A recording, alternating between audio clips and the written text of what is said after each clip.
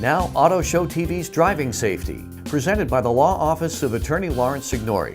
I'm Attorney Larry Signori. Please, let's all work together to keep Rhode Island roadways safe. So if you've been convicted of drunk driving, either in Rhode Island or Mass, the judge or the DMV may order you to install one of these in your vehicle. It's an ignition interlock device. I'm sure you've heard of them. You blow into the mouthpiece in order to start your car. But we wonder just how these work and if they're reliable.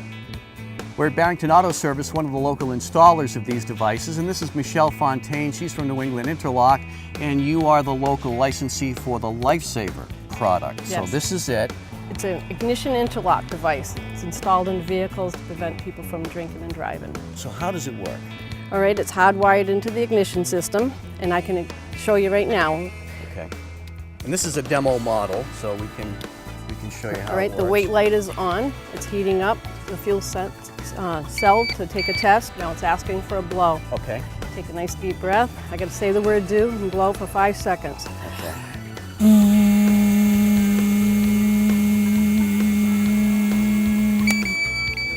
Okay.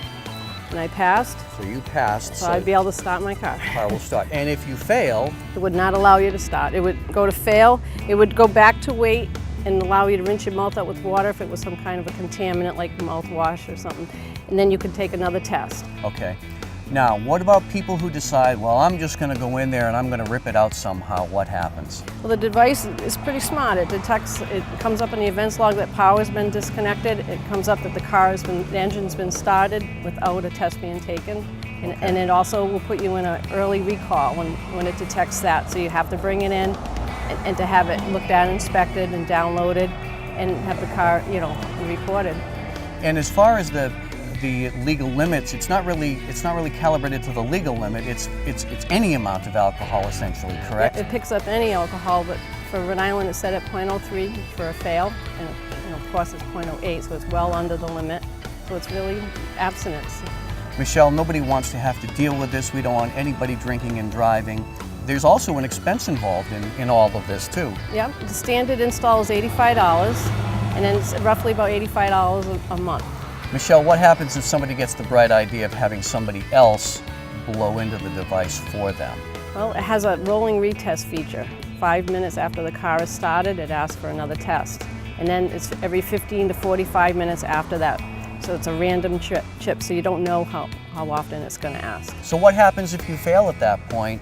Does the car just automatically shut off? Yeah, no, it doesn't shut off because that would be a hazard. Right. The horn starts blowing and the device will ask for another test. Bottom line, these are no fun for people, right? Yeah, no, they're not. You want to try to prevent getting one as much as you can. Rhode Island lawmakers have recently passed, and the governor has signed, a new law that requires judges and magistrates to mandate the use of one of these ignition interlock devices on a first drunk driving offense of 0.15 BAC or over for 3 months to a year, in addition to all the other penalties. They may also require this device now on 0.08 offenses.